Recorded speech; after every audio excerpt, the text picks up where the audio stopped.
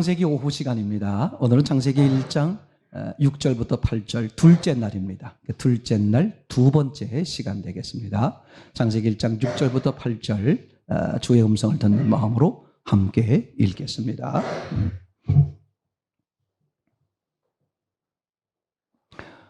6절부터 8절 시작. 하나님이 가라사대 물 가운데 궁창이 있어 물과 물로 나뉘게 하리라 하시고 하나님이 궁창을 만드사 궁창 아래의 물과 궁창 위의 물로 나뉘게 하심에 그대로 되니라. 하나님이 궁창을 하늘이라 칭하시니라. 저녁이 되며 아침이 되니 이는 둘째 날이니라. 아멘. 아멘. 제가 계속해서 여러분들에게 창세기를 들어가기 전에 서론을 오랫동안 같이 이야기를 나눴습니다. 근데 이제 이렇게 방송을 해야 되기 때문에 또 서론을 너무 길게 할 수가 없어서 제가 줄여서 요약해서 이렇게 서론 시간을 이제 가졌고, 그 다음에 창세기 지금 본론을 같이 나누면서 첫째 날, 그리고 지난주, 오늘, 그리고 다음 주까지 둘째 날 이렇게 이야기를 계속해서 이제 하려고 합니다. 이럴 때 제가 성경 그 서론을 이제 왜 오래 했냐, 왜 오래 하려고 그러는 거냐면 그 서론을 통해서 성경 보는 법을 말씀드리려고 그러는 거거든요. 제가 자꾸 말씀드리지만 왜 신앙이 잘못되느냐, 왜 신앙이 길지 못하느냐, 다시 말하면 신앙에서 실제 예수 그리스도를 왜 실제로 만나지 못하느냐, 그분과 화목하고 그분과 관계가 좀 더 깊어지고 사랑하는 관계, 더 충만한 관계가 되지 못하느냐, 그분에 대한 오해 때문에 생기는 거거든요. 그분을 잘 이해하지 못하는 거거든요. 그럼 그분을 이해하지 못하는 그 토대가 뭐냐 하면 성경이거든요. 성경을 잘못 보기 때문에, 그죠? 부분적으로 잘못 보든 전체로 잘못 보든, 그죠? 이제 그래서 그 성경을 바로 보는 것에 제가 온 집중을 기울일 수밖에 없게 됐다, 이렇게 말씀을 이제 드리는 거죠. 그래서 중심 교회, 중심 침례 교회 이렇게 이제 붙이는 이유는 중심이 문제다. 그러니까 마음의 문제요. 영의 문제다. 영과 혼과 육이 있다면 영의 문제다. 중심이 문제다. 그러니까 중심이 어떻게 되어 있느냐, 그죠? 겉모습이냐, 행위냐, 이게 어떻게 되어 있느냐가 아니라 중심이 어떻게 되어 있느냐가 중요하다. 하나님이 보시는 기준은 뭐다? 중심이기 때문에 중심을 보시고 중심에 거하시는 하나님. 그렇기 때문에 우리의 신앙은 어디에 신경 쓰는 거다? 중심에 신경을 쓰는 거다. 근데 악한 영이 계속해서 우리를 꼬드기고 넘어지게 하는 게 뭐다? 뭘 보게 하는 거다? 외모를 보게 하는 거요. 제 말 이해되겠죠? 그죠? 외모를 보게 하는 것이요, 또 겉을 보게 하는 것이요, 보이는 것을 보게 하는 것이요, 행위를 보게 하는 것이요. 근데 이게 실제 육을 기준하는 사람 관계에서는 뭐가 맞는 것처럼 보여요? 육을 보는 거요, 보이는 것을 기준하는 거요. 이게 맞아떨어지는 게 많단 말이죠. 이게 혼란이 오는 거야, 이제. 악한 영은 끊임없이 천국 가는 날까지 계속 뭐 한다? 계속 유혹하고 미혹하고 괴롭힌다. 제 말 이해되겠죠? 이게 이제 정말 중요한 거예요. 그죠? 만약에 초장에 처음부터 끝나버리면 더 이상 악한 영은 건들지 말아야 되는데, 악한 영은 어떻게 돼? 끊임없이, 그죠?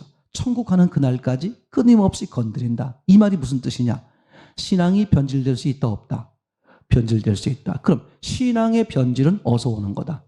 성경관의 변질에서 오는 거거든요. 자, 예수님을 생각해 보죠. 예수님은 첫째 하나님이십니다. 그럼 악한 영이 알겠어요, 모르겠어요? 당연히 알죠. 근데 육신으로 오셨어. 그러니까 이런 거예요. 하나님일지라도 육신으로 오시면 악한 영의 계략에 넘어갈 수 있다, 없다? 넘어갈 수 있다. 이게 아주 그만큼 육 우선이라는 게, 인간이 육을 가지고 있다는 게 얼마나 강력한 것이고, 반대로 말하면 얼마나 이게 잘못된 길로 빠져들 수 있는 여지가 적다, 많다. 무진장 많다, 무진장 많다. 그죠? 그걸 보여주는 거예요. 하나님도 육신 안에 거할 때에, 그죠? 악한 영이 뭐가 있었다? 미혹이 있고 유혹이 있다는 것은 그런 뜻이란, 심하게 말하면, 그죠? 육신 안에 있으면 누구도, 제 말, 그럴 정도로 육 우선의 설계가 심오한 거다. 그럼 하나님은 반대로 왜 사람들에게 그죠? 육이 있게 했고 그것도 육이 우선되게 했을까? 그렇게 할 수밖에 없는 절박한 이유가 있겠다 없겠다. 하나님이 사람을 향한 목적을 이루기 위한 그 절박한 이유와 목적이 있는 거야. 이걸 이해하는 게 중요해. 그게 이제 인격적 문제인데 그걸 이해 못하다 보니까 내둥 하나님을 처음 섬기고 만나면서도 관계가 깊어지거나 넓어지거나 더 풍성해지지 못하는 이유가 그런 오해 이런 거 있잖아요. 그죠? 부부간에도요. 사랑하면서도 걸려있는 부분들이 있잖아. 더 이상 깊이 들어가지 못하는 또는 이웃 간에 가족 간에 이웃 간에 그죠?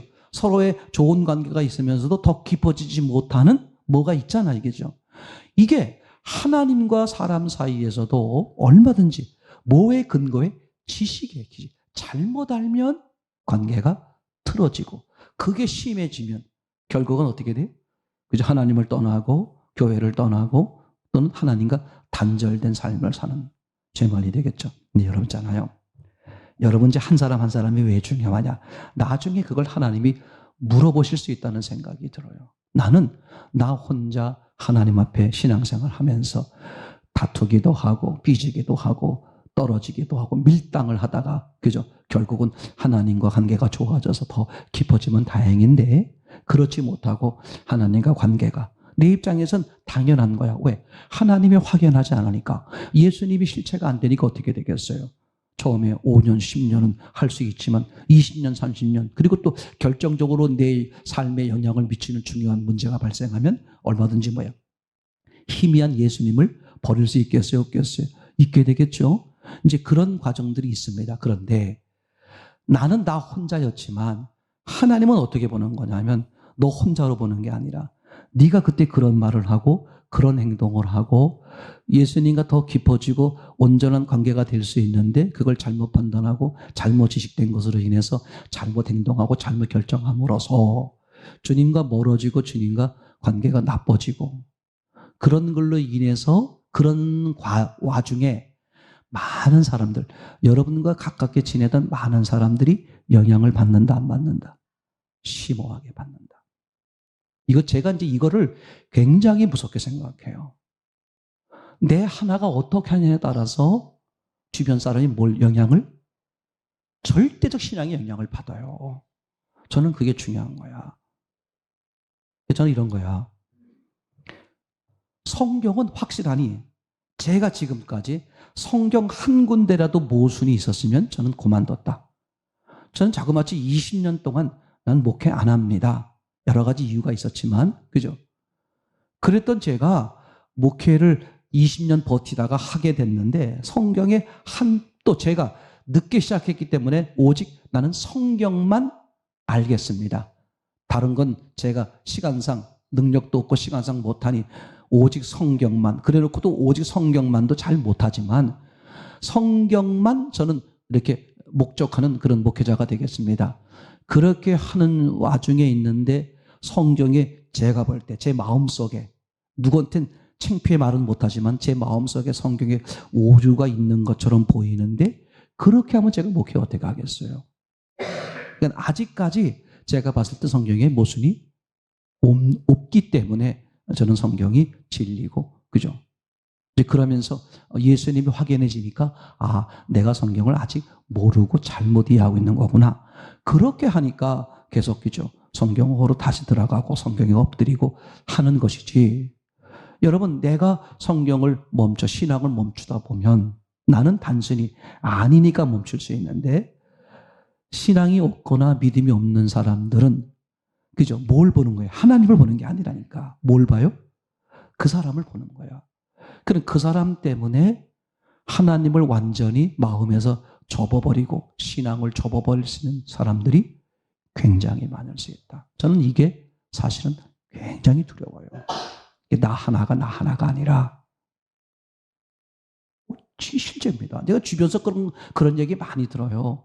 얘기 나눠보면 누구 때문에 상처받았다. 그죠? 그 가족들도 많아. 가족의 누구의 신앙생활, 친척의 누구 신앙생활, 같이 뭐 장사하시는 분의 누구의 신앙생활, 그런 모습을 통해서 난 뭐 교회 이런 거 아주 질색이야. 뭐 이런 거 있잖아요. 얼마나 많은지 몰라요. 여러분, 그래서 여러분 분명히 교회 안에 들어오셨으니 또 제가 자신 있게 말하지만 성경은 틀림없다. 미처 내가 이해 못해. 하나님은 확실하다. 그러니 아직 이게 희미하면 포기하지 말고 더 그 주님께 집중해서 그걸 확인받아라. 제 말 이해되겠죠? 그렇게 가야 이게 옳은 거지.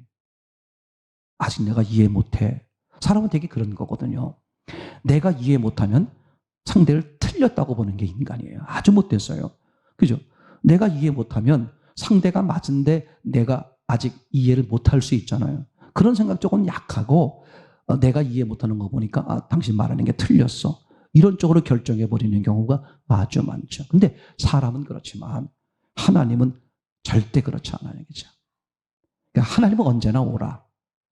그럼 이제 왜 옳은지 이제 그걸 더 그분과 깊이 교제하면서 관계하면서 이렇게 하다 보면 하나하나 풀려가요. 정말 놀라워요. 이제 그렇게 하면서 신앙이 다 실제로 만들어지기를 참으로 소원합니다. 이제 그래서 서론을 통해서 성경을 전체로 보는 시각, 성경을 어떻게 보는 거냐에 대해서 집중적으로 얘기를 나누게 되니까 제가 성경 이런 사건 저런 사건들을 같이 이제 나누게 된다. 요 근래 와서는 첫 출발, 성경을 보는 데 있어서도 어디서부터? 처음부터 또 바로 보는 게 중요하죠. 그죠? 그럼 예를 들면 이제 가인 이야기를 하면, 그죠? 초점은 뭐가 돼야 되냐면 가인의 왜 하나님이 가인의 걸 받지 않았을까? 그죠? 먼저 아벨보다 먼저 드렸고 그리고 진심으로 드렸다. 그러니까 진심으로 드렸다는 것조차도 이해를 안 하시거나 안 받아들이시는 분들이 많더라고요. 왜냐하면 이미 어떻게 설정됐냐면 가인 그러면 나쁜 거야. 쟤는 나쁜 애야. 쟤는 나쁜 애니까 쟤는 무조건 틀렸어. 이런 거 있잖아요. 우리가 잘못 오해하면, 그죠? 며느리가 미우면 며느리의 뒤꿈치, 옛날에 버선을 신잖아요. 버선 뒤꿈치, 발이 작고 작으면 이게 버선을 신으면 버선 뒤꿈치가 이쁘잖아요. 그죠? 근데 시어머니가 며느리가 미우면 그 발 뒤꿈치 이쁜 것도 흉본다는 것처럼 모든 게 다 어떻게 보여? 나쁘게 보이는 거거든. 그죠? 이런 시각이 많은 거예요. 그죠? 아주 중요합니다. 그죠? 뭐 가인의 후손에 어떤 후손들이 있다. 그 사람들이 뭐를 예수를 했고 뭘 했고 그게 중요한 게 아니라 뭘 보셔야 돼? 앞에 걸 보셔야 되겠죠. 자꾸 중간 거 뒤에 거를 보니까 거기서부터 문제를 풀어가니까 본질적 해결이 안 되는 거예요. 저는 그런 게 이제 참 안타까운 거야. 그죠? 그러니까 어느 사람이, 어느 학자가, 어느 목사님이 어떻게 말하느냐가 중요한 게 아니라 성경이 또 성경에 처음에 어떻게 말하느냐 얘기 있잖아요. 그죠? 그러니까 인간이 왜 불행이 왔느냐? 그죠? 하나님을 떠나서다. 사람은 딱 두 종류밖에 없어요. 사람의 사는 방법은 딱 두 종류다. 이걸 그죠? 이제 이렇게 간단하게 논리로 말하면 진화론이냐 창조론이냐 그거밖에 없는 거예요. 진화론과 창조론은 정반대니까. 그러니까 나는 진화론을 안 믿어. 나는 교회를 다녀라고 말할지라도 그분의 사고방식을 들어보면 이 사람이 진화론적 사고방식인지 창조론적 사고방식인지를 금방 알 수 있어요. 근데 창조론 쪽과 진화론 쪽 사고방식은 처음이 다르고 끝이 달라요. 아주 중요한 거죠. 진화론 쪽 얘기는 어딜 보는 거냐면 중간을 보는 겁니다. 그죠? 중간이 뭐 예를 들면 어류에서 조류로, 조류에서 뭐 포유류로, 포유류에서 뭐 사람으로 이렇게 중간을 보는 거예요. 근데 진화론에서의 막힘점이 어디냐면 근원. 그러면 이제 어류는 어디서 생겼느냐? 그죠? 다세포. 그 다세포는 어디서 생겼느냐? 단세포. 그럼 단세포 생명은 어디서 생겼느냐? 우연히, 그죠? 요즘으로 말하면 이제 빅뱅 이론 같은 거 있잖아요. 그죠? 어느 날, 그죠? 에너지가 있었는데, 에너지가 어떤 상황에 빵 터지면서 이 세계가 이제 형성이 된 거죠. 오랜 시간이 지나면서 점차 이렇게 진화되면서 이렇게 사람이 살아갈 수 있는 상황이 됐다. 그러면 최초에 그 처음에 있었던 에너지는 그럼 어디서 난 거냐? 진화론적 사고로 보면 어떻게 돼? 해결이 불가능한 거예요. 그러니까 과정만 보는 거예요. 창조론은 과정이 중요한 게 아니에요. 출발점을 보는 거예요. 하나님이, 신이 창조했다. 그죠? 그러니까 진화론적 사고를 가지면 어떻게 살 거냐? 요새 참 많이 보세요. 뭐가 중요해요? 사람들 인권 얼마나 중요합니까? 그죠?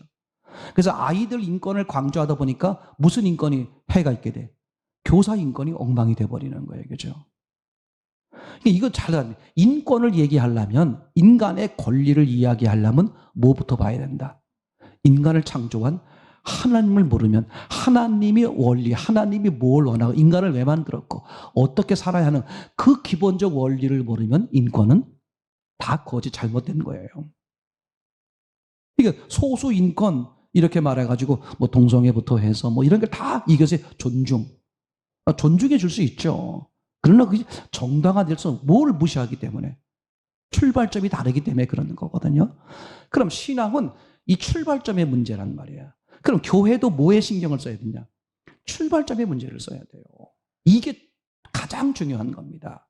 그죠?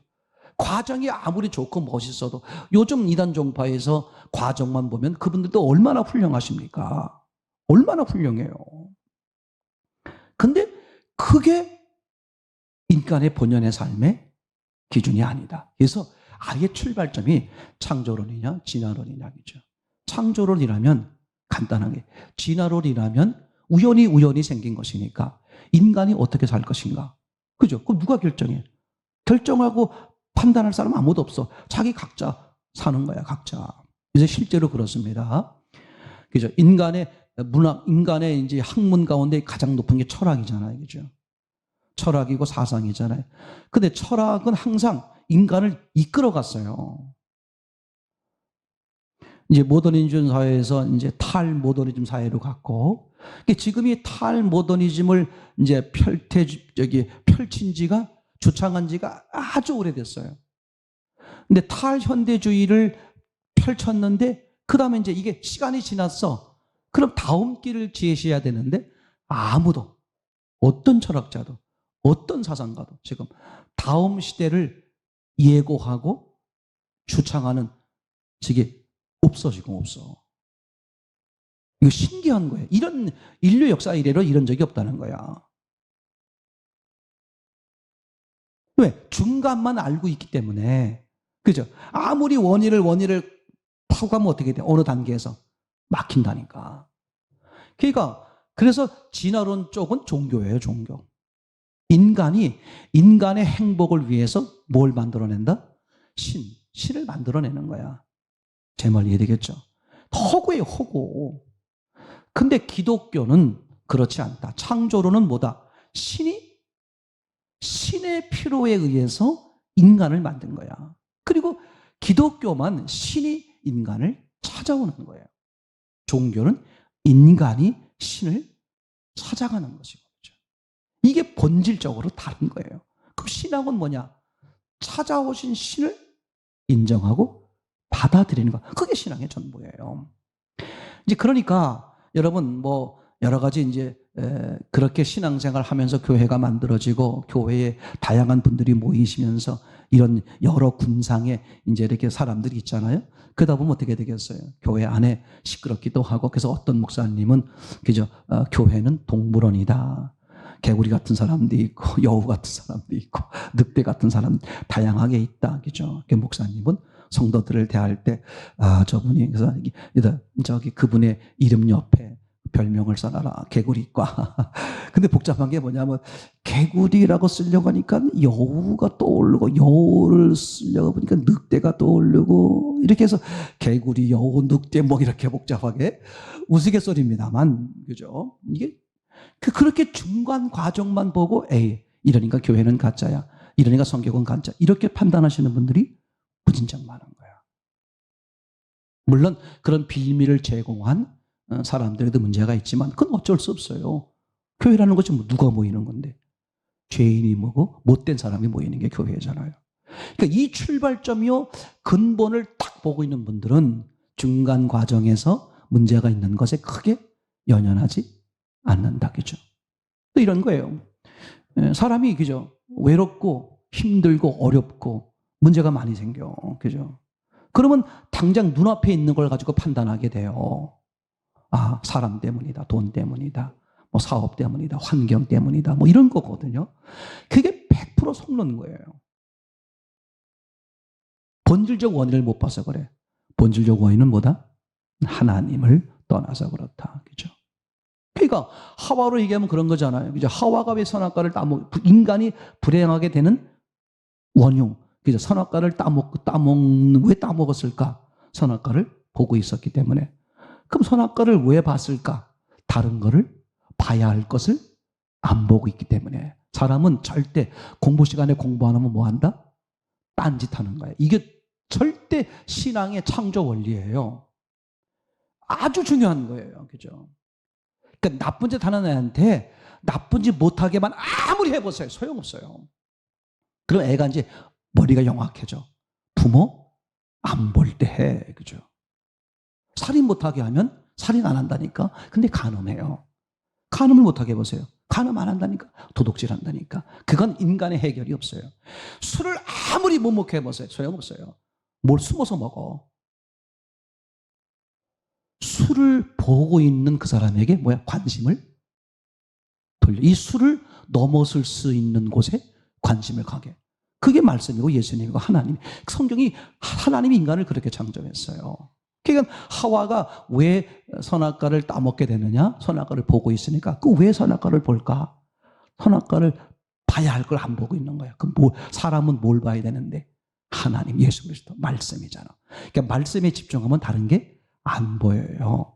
아주 간단한 원리적이죠. 제 말 이해되겠죠?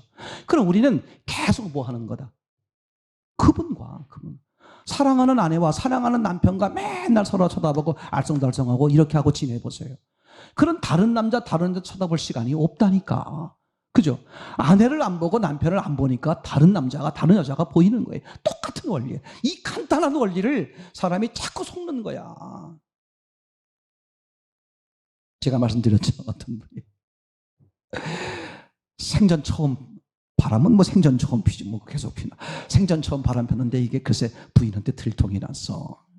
그래가지고 원래 이제 뭐 이혼한다 산다 못 산다 이제 막 난리가 났어요. 근데 이제 그 친정집에서도 또 시댁 쪽에서도 부모들이 이 사이를 이 아들을 잘 제대로 바꿔. 괜찮은 사람이다. 잠깐의 바람은 잠깐이지 않느냐. 한 번만 눈 감아주면 다시는 이 남자가 그럴 사람 아니다. 친정 부모도 그렇고 시댁도 그렇고 이제 그래서 이제 용서해 주기로 했는데 용서하는 조건이 있었다. 도대체 어떤 여자와 바람 폈는지 만나나 보고 용서하겠다고 하고 이제 그날 진짜 그 여자를 만나러 갔다가 돌아오는 길에 난 진짜 이혼한다 하고 이혼해 버렸다는 얘기가 있어요. 진짜인지 가짜인지는 모르는데 그 왜 그랬느냐? 왜 이혼을 해? 이제 마음을 다 추스리기로 했는데 왜 그 여자를 보는 순간 이혼했느냐? 아니 바람 피려면 나보다 월등히 좀 나은 여자하고 바람을 피웠으면 좀 자존심이 덜 상할 텐데 나보다 모든 면에서 다 뒤떨어지는 여자와 바람을 핀 거야. 그럼 나는 저 여자보다도 더 하찮은 존재라는 거잖아. 남편에게 보면 자존심 상해서 이 남자하고 못 살겠다는 거야. 그래서 이혼했다고 하는 건데. 근데 바람이라는 것은 이런 거예요. 이거 중요해. 남편이 아내가 채워지지 못하는 부분 쪽을 보는 거거든. 사람은 가지고 있는 9가지를 못 보고 뭘 봐요? 아직 채워지지 않은 한 가지를 보고 바람 피는 거야. 신앙도 마찬가지예요. 교회를 왜 떠나는지 알아요? 악한 영이 이런 전략을 씁니다. 그죠? 채워지는 해결된 5, 6, 7가지를 안 보고 여전히 해결되지 않는 1, 2, 3가지의 메인이가 교회를 떠나고 신앙을 접는 거예요. 사람이 얼마나 악하냐 하면요. 10가지 중에 자기가 해결 못하는 10가지 중에 1가지, 2가지, 3가지가 해결됐어. 그럼 이거 봐라. 이거 해결되네. 그럼 나머지도 시간이 지나면서 점차 이분을 해결될 수 있겠네. 그렇게 가면서 기다리면서 가야 되는데 3가지가 해결돼도 뭘 봐요? 아직 7가지 해결 안 됐잖아. 게다가 하나가 해결돼요? 그럼 또 뭐라고 말해? 아직 하나님은 벌써 잘라버렸을 텐데 그래도 사랑이시니까 그걸 그대로 붙들고 있는 거야. 그 사람들이 어떻게 해? 그게 악해요. 아니 아무것도 해결 못해서 하나하나 해결해주고 계시는데 아직도 뭐 안 됐잖아. 이렇게 해서 어떻게 돼? 그죠? 그걸 신임하지 못하고 부정하고 신뢰하지 못하고 깨트려버리고 이래서 하나님은요 나중에 심판할 때 절대로 하나님이 도와주지 않아서 하나님이 뭐 해주지 않아서가 아니야. 절대 누구에게 묻는다? 그 떠난 그 사람에게 책임을 물어. 절대 하나님은 심판을 사랑으로 안 하는 게 공의로 해요. 공의는 누구에게도 공평하다. 그럼 하나님이 그 사람에게뿐만 아니라 누구에게도 공평해야 돼. 심판하시는 하나님 자신에게도 공평해. 당신의 양심에 걸리면 안 돼. 이 사람을 좀 덜 도와줘가지고 이 사람이 이랬어. 걸려서 못하는 거예요. 하나님은 당신 스스로에게도 공의롭기 때문에 그 심판은 정확한 거거든요. 그래서 전적으로 하나님은 변하지 않는다. 누가 변한다? 사람이 변한다. 아까 첫 서두에 예수님이 하나님이심에도 불구하고 악한 영이 예수님을 쓰러뜨리러 왔어요. 맞습니까? 그죠? 그러니까 하나님일지라도 육신 안에 들어오면 육신의 지배를 우선이 돼서 영향을 입는다. 제 말 얘기했죠. 그러니까 예수님이 걸어가시고 안 드시면 시장하시고 피 흘리면 죽으시고 제 말 이해되겠죠? 하나님일지라도 그런 거잖아요. 그죠? 이걸 악한 영이 최대한 이용한다. 이제 그래서 결국 그 육신을 가지고 있는 사람이 악한 영을 이기는 방법은 딱 하나다. 예수님이 보여줬죠. 무엇이라고? 기록되었을 때 오직 무엇으로? 말씀으로, 오직 하나님으로, 우리로 말하면 오직 예수님으로 이기는 거다. 아멘. 그때 이제 악한 영이 물러나잖아요. 근데 뭐라고 써 있어요? 잠시라고 써. 잠시. 저놈은 처음부터 독한 놈이네 하고 악한 영이 포기하면 좋은데 어떡한다? 무슨 뜻이야? 인간은 유기우선이 언제든지. 그 부부간도 마찬가지예요. 자꾸 용서하는 걸 가지셔야 돼요. 이웃간도 마찬가지예요. 얼마나 중요한지 몰라요. 그죠? 자, 이렇게 성경 보는 법을 충분히 나누면서 성경의 시작, 그죠? 창조를 어떻게 하셨느냐. 우리 또 이런 얘기 하잖아요. 왜 학교에서, 그죠? 이제 앞으로 이 아이들이 앞으로 잘 살기를 바라서 교육시키는 거잖아요. 근데 교육시킬 때 어떤 과목을 많이 하냐면 과거 공부를 많이 해요. 역사. 그죠? 역사를 왜 공부해? 미래를 알기 위해서야. 그죠? 역사를 보면 뭐가 보여? 미래가 보인다. 그 역사의 최고봉이 뭐야? 창세기야. 창세기에서 최고봉이 뭐야? 1, 2, 3장 설계도. 제가 그냥 하는 게 아니에요. 절대적입니다. 설계도를 바로 보면 있잖아요. 뭐가 다 보여? 집을 짓지 않아도 다 보여요. 요한계시록이 보인다니까. 요새 이단 종파 가운데 그런 분들 계세요. 요한계시록에 그죠? 뭐 어떤 징조가 있다. 이걸 모르면 뭐 그냥 뭐 구원이 없고 뭐 어떻다. 그게 왜 중요해? 제 생각에는 그죠? 제가 살아있는 동안은 종말이 안 올 것 같아. 아니 우리는 오늘 잘 믿으면 돼요. 오늘. 왜 그걸 걱정하고 있어? 예수님이 언제 올까 왜 걱정하고 있어? 걱정하지 마. 아무도 모를 때 와. 이건 성경적이지 않을 수 있는 말이 있는데 아닐 수 있는데 내가 걱정하고 있으면 예수님이 안 오실 수도 있어. 오늘 오시겠지. 오늘 여기 모이신 분들이 날짜를 하루씩 정하자고. 이제 6월 달이잖아요. 제가 6월 1일 할 테니까 장로님은 6월 2일 날로 하세요. 사모님은 6월 30일 날로 정하세요. 6월 30일 날 예수님 재림하신다. 그러니까 확실히 믿으시기 바랍니다. 믿으십니까? 예. 그렇게 신건사님 29일로 하세요. 6월 29일 날 예수님 재림하신다. 자, 여쭤보겠습니다. 신건사님 예수님 언제 재림해요? 6월 29일 날. 그러니까 우리 각자가 하나씩 다 믿어. 예수님 안 오신다니까 진짜 믿으면. 예수님은 어떻게 돼요? 아무도? 무슨 뜻이냐 하면 사람들이 예수님에 대해서 관심을 안 갖는다 이런 뜻이야. 교회 다니는 사람 많은데 그냥 다니는 거야. 그냥 다니는 거야. 예수님 절대적 이런 믿음이 없는 거야. 그러니까 아무도 관심 안 가져. 그때 예수님 오신다. 그러니까 교회 다니는 사람은 많은데 믿는다고 말하는 사람들은 많은데 진짜 교회 다니는 사람, 진짜 믿는 사람을 볼 수 없는 시대에 예수님 오시는 거잖아요. 자, 첫째 날 그림을 그려봤고 그래서 전체를 보는 첫째 날 하나님이 창조한 모습이 어떠냐? 지난 시간에 그림을 그려봤어요. 칠판으로. 또 그래서 그러면 그 첫째 날을 기초로 해서 둘째 날 창조한 모습이 어떠냐? 한번 그림을 잠깐 보죠. 둘째 날 그림이 있습니까? 한번 그림이 있으면 보여주세요. 네. 둘째 날 6절부터 8절까지 그린 그 두 번째 날 그림을 보시면, 자, 보시겠습니다. 가운데 있는 게 지구, 땅입니다. 우리 먼저 이걸 먼저 해보셔야 되겠네. 제가 잊어버렸습니다만. 그죠? 하나님의 창조와 종말. 그죠? 이거를 표현으로 간단하게 해볼 수 있다고 그랬죠. 그죠? 창세기 1장 1절. 태초에 하나님이 천지를 창조하셨다. 여러분, 스케일이 크려면 이왕이면 먼저 우주를 크게 그려줘. 이렇게 그려놓으면 지구가 그 안에 들어가야 되고, 그럼 나는 얼마나 작어. 이렇게 하지 말고 어떻게 내가 할 수 있는 아이들처럼 하늘만큼 땅만큼. 그죠? 뭘 창조했어요? 공간, 우주를 창조했죠. 근데 이 공간을 왜 창조했다? 두 번째 창조할 것 때문에. 뭐 때문에? 땅 때문에. 참 이게 지금 사람 기록으로 말하면 지금부터 4,000년 전 기록이에요. 4,000년 전에 사람이 이렇게 기록할 수 있다는 건 불가능해. 이건 신이 아니고선 이렇게 기록할 수가 없어요. 그죠? 태초에 하나님이 제일 먼저 뭘 만들었다? 공간, 우주를 실제로 우주가 얼마나 큰지는 모르지만 우주가 크기가 있다고 말하죠. 과학자들이, 전체 과학자들이. 그런데 거기에 뭘 만들었다? 땅. 이게 지구야, 지구. 그러니까 우주를 왜 만들었다? 여러 가지 이유가 있지만 뭘 위해서? 땅을 위해서. 그래 놓고 하나님이 창조할 때 맨 마지막으로 창조한 게 뭐라 그랬습니까? 사람. 그죠? 그러니까 하나님이 온 우주 만물을 창조한 건 뭐 때문에 창조한 거다? 사람 때문이다. 확실하죠. 성경의 끝부분이죠. 요한계시록 20장 11절에 종말이죠. 하나님이 최후 심판을 합니다.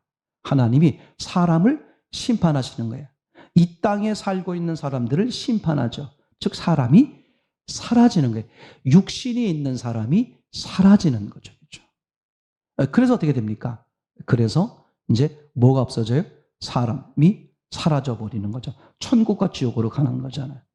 그럼 덩그러니 뭐가 남아 있어요? 땅이죠. 땅은 뭘 상실하죠? 존재 목적을 상실하죠. 왜? 땅은 왜 필요했었어요? 사람 때문에. 이게 중요합니다. 여기서만 봐도요, 사람이 창조론적인 가지면 사람이 어떻게 살아야 되는지, 무엇을 위해 살아야 되는지가 확연하게 보이는 거예요. 사람이 사라지고 나니까 땅이 쓸모없어. 쓸모없는 건 어떻게 된다? 목적을 상실하면 사라지는 거야.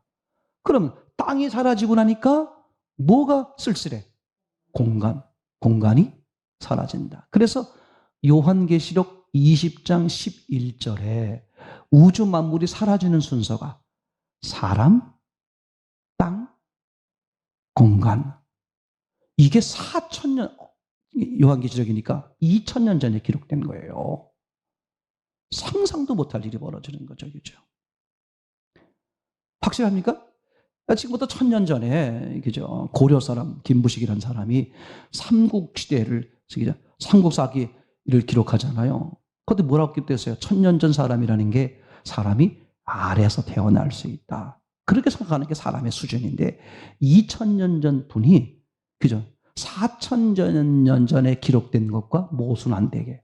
그러니까 창조의 순서가 공간 창조, 그 다음에 땅 창조, 마지막으로 사람 창조. 그러니 사라질 때 어떻게 없어진다? 사람이 사라지니까 땅이 사라지고, 땅이 사라지니까 공간이 사라진다. 이게 성경 전체 이야기야.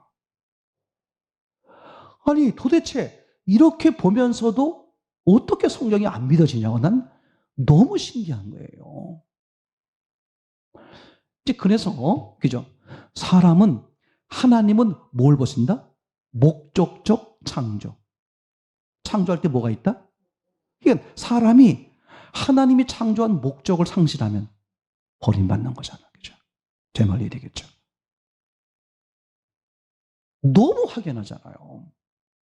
자, 둘째 날 그림을 보여주세요.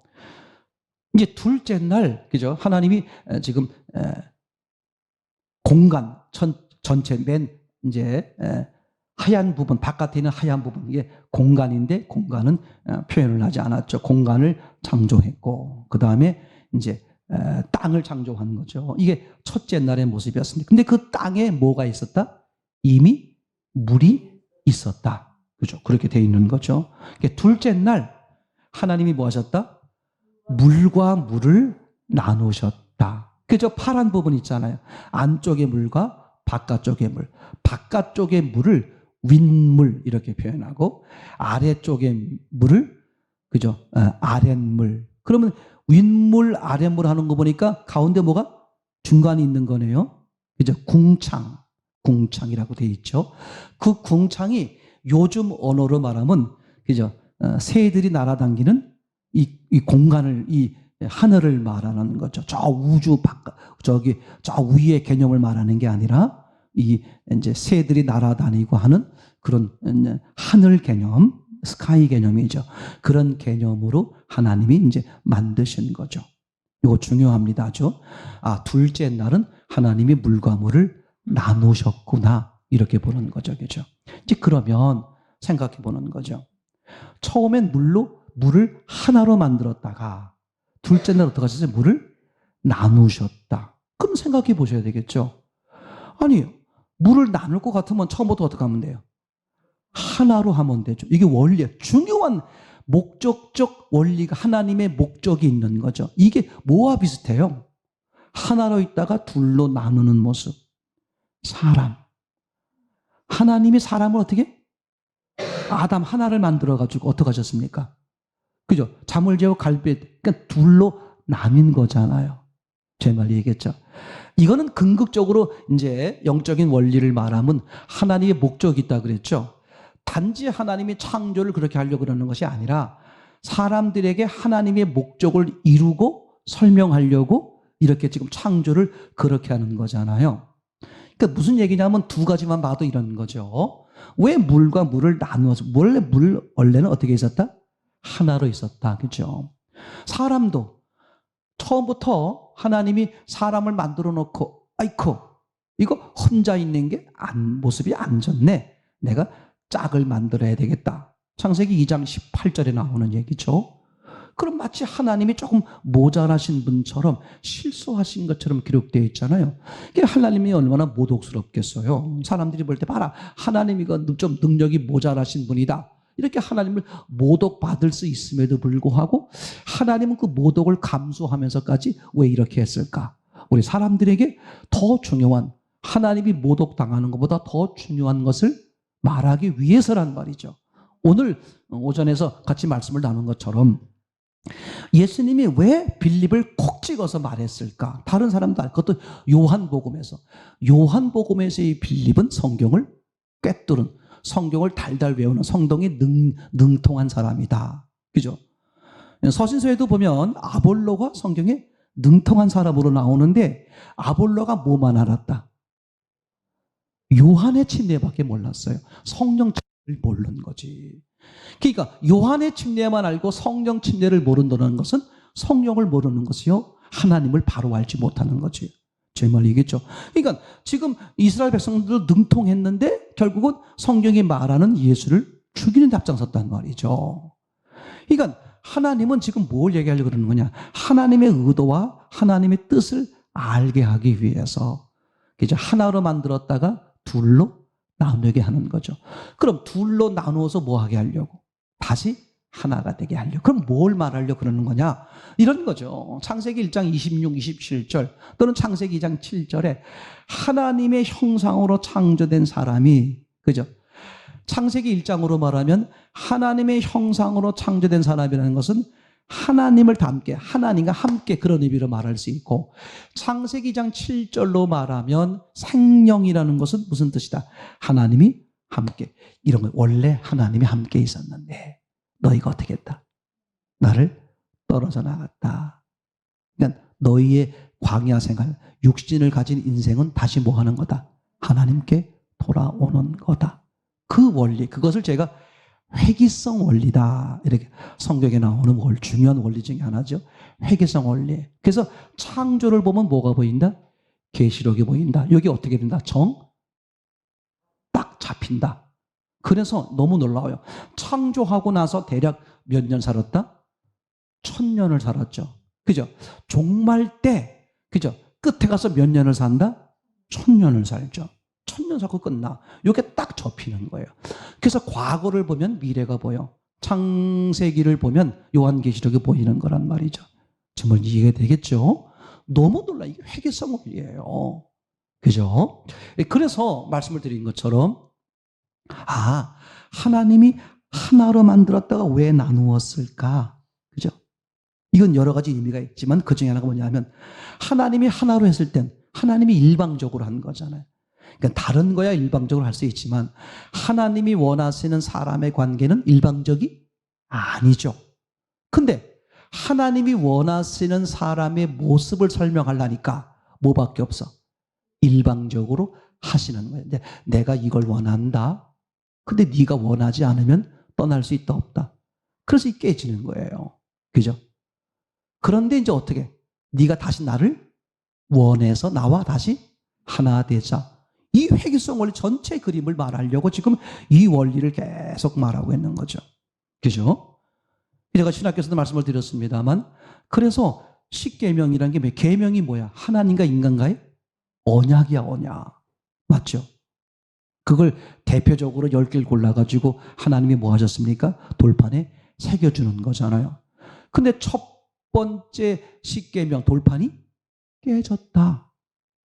왜 깨져야 된다? 글씨를 누가 썼다? 하나님의 돌을 누가 만들었다? 하나님과 사람 사이의 언약인 하나님이 일방적으로 맺은 언약이니까 어떻게 된다? 하나님의 관계, 인격적 관계로 말하면 깨져야 된다. 그래서 모세가 첫째 돌판을 깨트리게 하는 거예요. 물론 모세는 그걸 알고 깨트린 게 아니에요.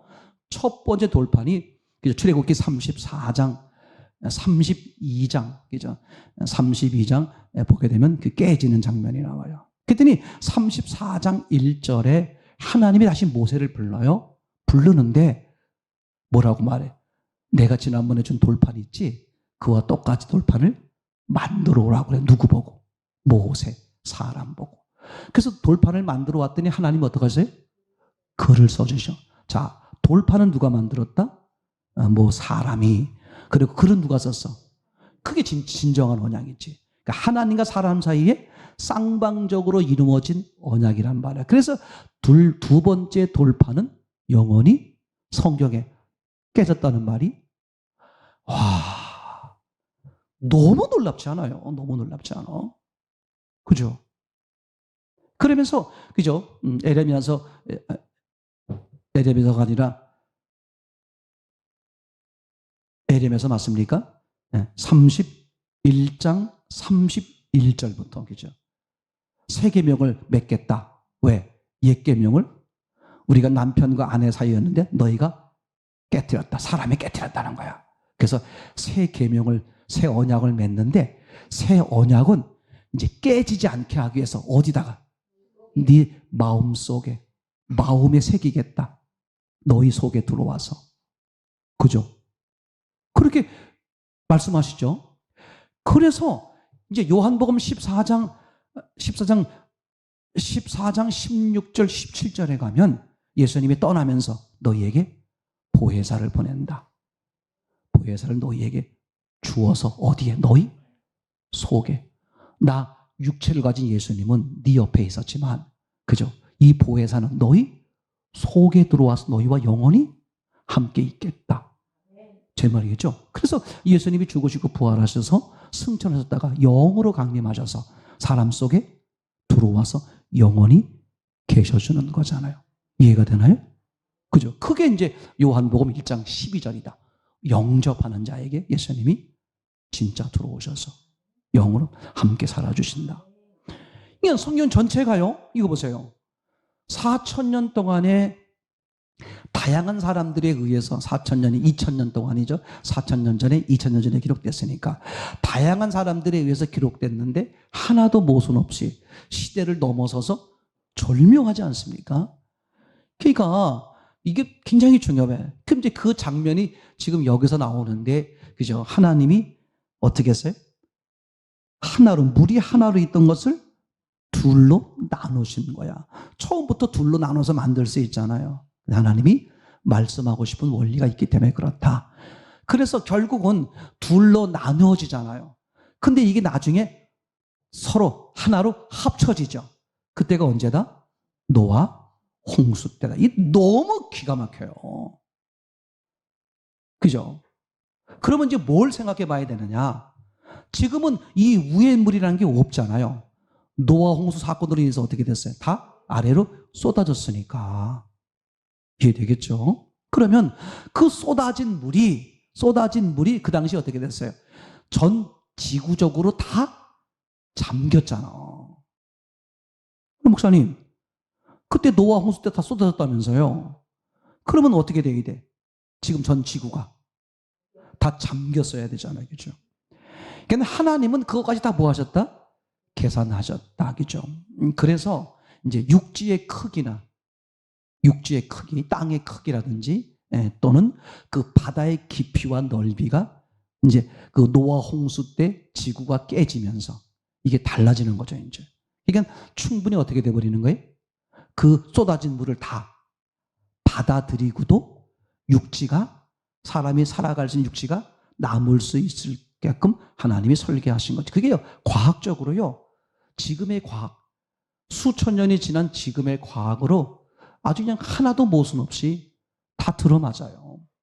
아니, 하나라도 과학적으로 모순이 돼야 성경이 틀렸다, 거짓말이다. 아니, 원래 신은 한 말만 틀려도 거짓이잖아요. 사람은 10개 중에 한 5개 맞으면 근데 저 사람은 참 정직한 사람이야 이렇게 말해주는데, 신은 안 그렇잖아요. 10,000가지 중에 하나만 틀려도 에이, 신은 가짜야 그렇게 말할 수 있는 거죠. 근데 그 10,000가지가 아니라 지금까지, 그죠? 어떤 학자나 어떤 분도 잘 모르겠다 여기까지 얘기해도 이건 이런 과학적 원리로 보니까 이건 틀렸다 이렇게 자신 있게 말하는 것은 없어요. 당신이 잘못 봤거나 이제 그랬을 뿐이죠. 이제 그래서 우리가 지금 생각해 볼 때 그때는 위에 물이 없었죠. 이제 그때는 있었는데 지금은 다 쏟아졌으니까. 그럼 과연 그때 위에 물이 있었느냐? 어떻게 돼야 돼요? 생각을 해봐야 되겠죠. 우리 뭘 봐야 돼? 가장 기본이 뭐야? 성경이야. 성경밖에는 없잖아요. 뭐 옛날 그 민족의 신화가 홍수가 있었다 그러더라. 그건 다 사람들이 지어낸 거니까 어쨌든 간에 뭘 기준해야 돼? 유일한 기준은 성경을 정확히 보면 뭘 알 수 있다. 정말 그때 그 위엔물, 그죠? 위엔물을 이 지구상에서 보면 뭐라고 표현하시죠? 물막이죠. 물막. 물에 물층이 물막이 있었다는 것을 확연하게 성경적, 과학적, 그죠? 사실적 증거로 우리가 확인해 볼 수 있다. 얘기 되겠죠? 자, 그러면 이제 한번 대표적으로 정말 그런 물막이 있었는지에 대해서 조금 생각을 좀 한번 해보겠습니다. 혹시, 그 자막이 있으면 한번 좀 보여주시고요. 이제 물막이라고 제가 말씀드리려고 하는 것은 위의 물을 말하는 겁니다. 그죠? 위의 물. 아래 물은 항상 있었잖아요. 근데 위의 물이 그 당시에 과연 있었느냐 하는 얘기를 생각해 보는 거겠죠. 제가 이제 이렇게 있다 하는 것만 알려드리는 것이고 제가 설명을 할 테니까 이게 자막으로 사진으로 올라가서 그래요. 이렇게 하나하나 써서 올렸으면 더 이제 확대가 될 수 있는데 그렇게 할 시간이 없어서. 자, 그러면 이제 우리 쉽게 이제 저것을 나중에 설명하기로 하고 한번 좀 쉽게 생각을 해봤으면 좋겠는데 성경을 한번 찾아보겠습니다. 이제 홍수의 시작, 그 다음에 이제 홍수의 끝, 이렇게 이제 이런 것을 한번 좀 생각을 해 보면서 이제 생각을 해 보도록 하겠습니다.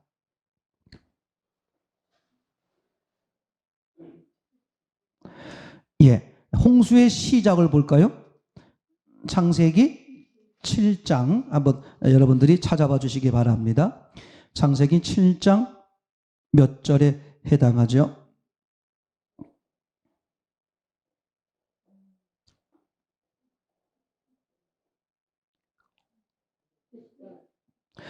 예, 11절, 10절, 11절입니다. 7일 후에 홍수가 땅에 덮이니 노아가 600세 되던 해 둘째 달 곧 그달 11의 날이라. 그날에 큰 기품의 샘들이 터지며 하늘의 창문들이 열려. 이게 뭐예요? 이제 홍수의 시작이죠. 그 다음에 이제 홍수의 끝을 한번 보겠습니다. 8장 2절입니다. 8장 2절. 기품의 샘과 하늘의 창문이 닫히고 하늘에서 비가 그치매. 이게 이제 홍수가 끝나는 장면이에요. 자, 그러면 홍수가 시작될 때와 홍수가 끝날 때의 공통점이 있네요. 그죠? 어떤 공통점이 있죠? 한번 보겠습니다. 두 개의 사건이 벌어진 거야. 이게 홍수가 시작될 때나 끝낼 때나 두 가지 사건이 터졌는데 두 가지 사건이 터지고 두 가지 사건이 마무리되는 거죠. 그 두 가지 사건이 뭐냐 하면 7장 11절에 의하면 큰 기품의 샘들이 터지며, 이게 먼저고, 그 다음에 하늘의 창문들이 열려, 이게 두 번째죠. 자, 그러면 홍수가 끝날 때도 어땠느냐? 기품의 샘이 먼저 멈추고 그 다음에 하늘의 창문이 닫히고, 이게 나중이죠. 이게 성경적 원리입니다. 자, 위에 물이 쏟아지려면, 그죠? 이제 위에 물막이 있었다는 거예요. 아무도 못 봤으니까 성경을 근거해야 되겠죠. 근데 위에 물막이 쏟아지는데 조건이 있는 거야. 그동안은, 그죠? 어떻게 돼? 물막이 안 쏟아지고 있다가 왜 하필이 요때 물막이 쏟아졌을까? 이렇게 생각을 해보는 거죠. 그죠?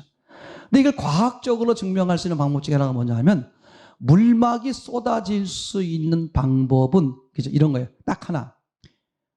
힘의 균형이 깨지는 거죠. 힘의 균형이 깨지는 거예요. 그러니까 힘의 균형이 깨지면서 위에 있는 물막이 안쪽으로, 지구 쪽으로 쏟아진 거다. 물막이 원으로 되어 있죠. 그렇지만 지구가 가운데 있잖아요. 지구 어디에 서더라도 물막은 어디야? 옆이야? 위야? 위죠. 그래서 물막이 지구 쪽으로 쏟아지는 거죠. 힘의 균형이 깨지니까 중력에 의해서 하늘에 있던 물이 어떻게 돼요? 땅으로 쏟아지는 거죠. 그러면 여기서 왜 힘의 균형이 깨졌을까? 이것을 우리가 유추해 볼 수 있는 방법은 뭐냐 하면 별자리 이동이다. 별자리 이동. 그죠? 그동안에 하나님이 창조하신 별자리, 넷째 날 별을 창조하잖아요. 해, 달, 이 별들이, 수많은 별들이 어떻게 있는 거냐면, 다른 이유도 있지만 이 물막이 쏟아지지 또는 쏟아지거나 또는 반대로 흩어지지 않을 수 있는 힘의 균형, 제로죠, 제로. 힘의 균형을 유지할 수 있는 것에 뭘 하는 거다? 별자리를 두어놓은 것이다. 그렇게 오다가 이때 갑자기 물이 안쪽으로 쏟아지는 걸 보니까, 그죠? 물이 흩어지는 방법은, 자리를 위탈하는 방법은 두 가지입니다. 안쪽으로 쏟아지든 바깥으로 흩어지든. 그럼 둘 다는 공통점이 뭐냐 하면 힘의 균형이 깨졌을 때예요. 바깥으로 물이 흩어지는 방법은 힘의 균형이 바깥쪽이, 잘 들어보세요. 중요한 거예요. 물막 바깥쪽의 힘과 물막 안쪽의 힘의 균형이 유지가 되면 물막이 그대로 유지되는데, 물막이 흩어졌다는 것은, 그죠? 이 서로의 힘의 균형이 깨진 거잖아요. 이제 시간을 줄이기 위해서, 그러면 물막이 바깥은 빼놓고 안쪽으로 쏟아졌다는 말은 이런 거죠. 물막이 안쪽으로 쏟아진 것은 힘의 균형이 깨진 건데, 어느 쪽이 세든 어느 쪽이 약하든 이런 말이죠. 그죠? 이런 거예요. 대략 이제 50세 정도가 지나면 이 부부간의 힘의 균형이 어디로 간다? 여자 쪽으로 간다. 그렇죠? 주여, 사탄아 물러가라. 예. 그 애들이 먼저 한다 그러잖아요. 애들은 힘이 어디서 나오는지 알아. 아빠가 아니라 엄마. 야, 아빠가 돈 벌어잖아. 소용없어. 돈이 어디서 나와? 엄마 주머니에서 나오는데 힘의 균형은 이미 애들이 먼저 알아요. 자, 그런 것처럼 그죠? 이 물막이 어디로 붙어버려? 지구로 붙어버리는 거야. 왜? 지구의 힘이 세지는 거죠. 근데 지구의 힘은 세지지 않아요. 중력은 그대로 있는데 이런 거죠. 바깥 힘이 약해져요. 남편과 아내가 힘이 균형이 됐는데 남편이 1,000만 원씩 벌어오다가 사업이 안 돼서 100만 원씩밖에 못 가져와. 그럼 어디로 힘이 기울여? 엄마 쪽으로 힘이 기울는 거거든. 당신 말이야. 내가 이러려고 내가 당신을 했어. 이렇게 되는 거잖아요. 그러니까 물막이 안으로 쏟아진다는 말은 그죠? 지구 쪽에 무슨 변화가 생기는 게 아니라 지구의 힘은 그대로인데 바깥쪽의 힘이 약해진 거야. 그럼 우주에서 바깥쪽 힘이 약해질 수 있는 방법은 별자리가 이동하는데 어디 쪽으로? 바깥쪽이죠. 바깥쪽. 안쪽으로 이동하면 더 힘이 땡기는 힘이 세지잖아요. 바깥쪽으로 이동하는 거죠. 그죠? 그러니까 물막이 어떻게 돼? 안쪽으로 쏟아진다. 목사님, 성경 보시면서 그런 가상, 그죠? 그 소설 쓰면 됩니까? 네 소설이 아니라 실제야. 마태복음 24장에 종말 얘기 나오잖아요. 그죠? 종말장을 보게 되면 뭐가 나와요? 별자리 이동이 나와요. 별자리가 어떻게 된대? 안쪽으로 쏟아져. 회귀성 원리에 의해서 어디로 갔으니까? 바깥쪽으로 갔으니까 다시 어느 쪽으로 온다? 안쪽으로. 이게 절대 원리입니다. 그냥 말씀드리는 게 아니에요.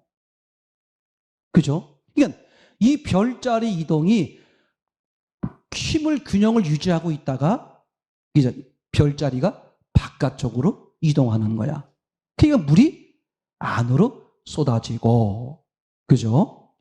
회귀성 원리에서 별자리가 바깥쪽으로 이동했으니까 나중에 어떻게 된다? 다시 안쪽으로. 그 종말 때 안쪽으로 이제 쏟아지게 되죠. 자, 그러면 별자리가 이동하면 정말 힘의 균형이 깨지는 걸까? 그렇잖아요. 그죠? 이게 중요합니다. 말씀드렸던 것처럼 별자리가 바깥으로 이동하니까 바깥에서 당기던 힘이 약해지는 거죠. 그러니까 저절로 안쪽 힘은 그대로인데 어느 쪽이? 우리 줄다리기 하다가 한쪽에 힘을 놔버리면 그죠? 그 미얀마에선가 어디 미얀마 산속에 가가지고 그 줄다리기 했다가 거기서 그랬나? 한쪽에서 노니까 한쪽이 그냥 와르륵 무너져가지고 막 그런 거 있었잖아요. 그런 것처럼 지구의 힘은 그대로인데 바깥쪽이 약해지니까 안쪽으로 이해되겠죠? 그러면서 이제 물막이 쏟아지잖아요. 자, 힘의 균형이 이제 깨져버려서 이제 바깥에 있던 것들이 안쪽으로 쏟아지는, 당겨지는, 당기는 힘이 강해진 거죠. 원래는 당기는 힘이 강해진 게 아닙니다. 바깥 힘이 약해진 것 뿐이죠. 그러니까 상대적으로 물건 입장에서는 어떻게 보여요? 당기는 힘이 강해진 걸로 보이죠.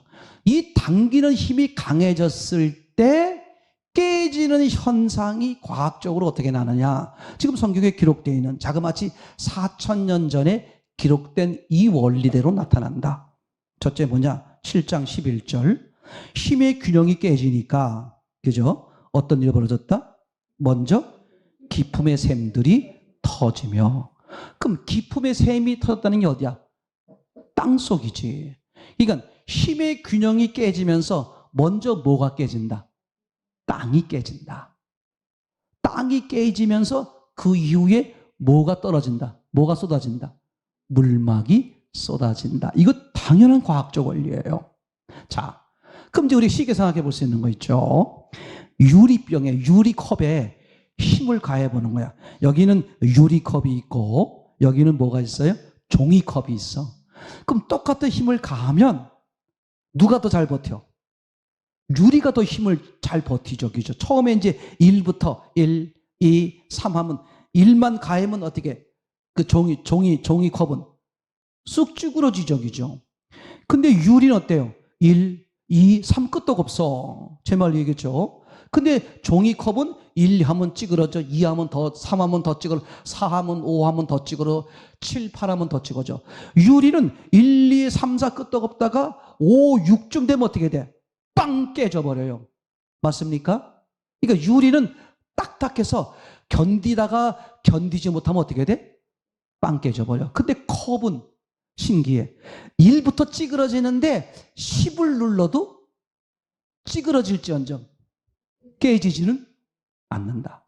그러니까 힘의 균형이 변하면 뭐부터 깨진다? 딱딱한 것부터. 그래서 물보다 뭐가 더 먼저 터져버려? 딱딱한 지표. 그러니까 땅이 터지면서 땅에서 뭐야? 땅에 속에 있던 지하수 이런 게 솟구쳐 올라오는 거죠. 그죠?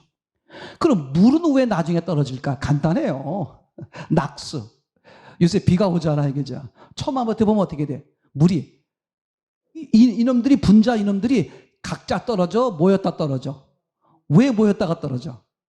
버티고, 버티고, 버티고. 컵에 물을 담으시면 수평을 보세요. 옆에서 보는 거예요. 어때? 물이. 아주 직선이에요? 살짝 올라와 있어. 살짝 올라와 있죠. 그걸 뭐라 그러죠? 과학적 원리로? 표면 장력. 예, 맞아요. 그죠? 물은 서로 뭐 하는 힘이 있다? 서로 자기들끼리 뭉치는 힘이 있는 거야. 그러니까 힘의 균형이 생겨도 물은 최대한 뭐 하려고 그런다? 버티고 버티고 버티고, 이 종이처럼 버티고 버티고 버티다가 그때서야 이제 쏟아지는 거야. 근데 딱딱한 건 잘났다고 혼자 각자 놀다가 조금 힘이 자기네의 견디는 힘이 가해지면 어떻게 돼버려? 빵 터져버리죠. 그래서 그 힘의 균형이 달라졌을 때 나타나는 현상, 지금 거기 11절에 나와 있는 것처럼 기품의 샘들이 터지면서 하늘의 창문이 열렸다. 하늘의 창문이 열렸다는 게 무슨 뜻이다? 하늘물이 쏟아졌다. 그러면 이제 그게 별자리가 이동하면서 힘의 균형이 처음에 생겨가지고 이제 별자리가 이제 그 이동한 자리로 딱 정지하면 어떻게 돼요? 힘의 균형이 그대로 이제 유지가 되잖아요. 그러니까 마무리가 되겠죠. 그 마무리 될 때도 모먼트 사라진다. 모먼트 없어져 버린다. 땅에 깨짐부터 없어져 버리죠. 그죠? 제 말 이해되겠죠? 그리고 물에 깨짐은 또 천천히 이제 없어지게 되는 것이고, 이 원리로 어떻게 된다? 노아 홍수의 현상이 생기는 거다. 이해되겠죠? 하나만 더 보면 이렇습니다. 자, 그러면 지금 여기 하늘의 창문이라 그랬잖아요. 그죠? 그 창문의 특징은 뭐야? 하늘이 보인다 그런 뜻이지. 하늘이 창문을 왜 만들어? 벽이 있는데 창문을 왜 만들었을까? 바깥이 보기 위해서. 왜 하늘의 창문이라고 했을까? 그래서 물막은 어떻다? 투명하다. 그러니까 이런 걸 생각해 보는 거야. 이제 이 다음에 노아 만나시면 먼저 가신 분이 여쭤보시고 010-325-9673 전화 걸어주세요. 노아 형님, 혹시 그때 하늘에 물층이 있었는지 보셨어요? 그죠? 제 생각엔 못 봤을 것 같아. 물층이 안 보일 것 같아. 왜? 뭐가 보여? 저 하늘이 보이는 거지. 물층이 안 보였을 것 같아. 되겠죠? 이게 우선 성경적 과학적 증거고, 두 번째를 하나만 더 얘기하면 이렇게 말할 수 있죠. 그래서 이 물층이 있는 동안은 뭐가 오지 않았다? 비가 오지 않았어. 그럼 물층이 있는 동안은 왜 비가 오지 않을까? 참 신기해요. 비가 올라면 뭐가 생겨야 돼요? 구름이죠, 구름. 그죠? 구름이 생기려면 뭐가 있어야 돼? 수증기. 이런 게, 수증기가 생기더라도 수증기가 생긴다고 딱 구름이 되는 거 아니에요? 수증기가 어디로 가야 돼? 하늘로 올라가야 되잖아요. 그죠? 그 구름이 모여가지고 구름이 무거워지면 비가 내리는 거잖아요. 그럼 비가 왜 안 내렸을까? 다시 말하면 구름이 안 생기는 거죠. 그럼 구름이 왜 안 생겼을까? 수증기가 안 생겼기 때문에. 아니, 수증기는 있었어요. 여기 지금 성경에 뭐라고 써요? 창세기 2장에 뭐라고 써 있어요? 안개가 있었다 없었다? 네, 안개가 있었다. 그런 걸 보니까 어떻게 돼요? 그런 수증기나 이런 것들은 다 있었던 걸로 볼 수가 있는 거죠. 6절, 안개만 땅에서 올라와 온 지면을 적셨더라. 자, 이 안개, 수증기가 이제 생겼어요. 그럼 이게 어디로 가야 돼? 올라가야 돼. 근데 안 올라갔다는 뜻이야. 왜 안 올라갔으니까? 에? 윗물이 막았으니까 안 돼. 윗물이 막았더라도 윗물까지는 올라갔어야지. 그렇잖아. 윗물이 천장이라면 천장까지는 올라가야 되잖아. 안 올라간다니까. 왜 안 올라가? 이 기압거리예요. 무슨 차이? 기온의 차이. 기온의 차이가 안 생기면 바람이 안 생기는 거야. 이동을 안 해. 제 말 이해되나요?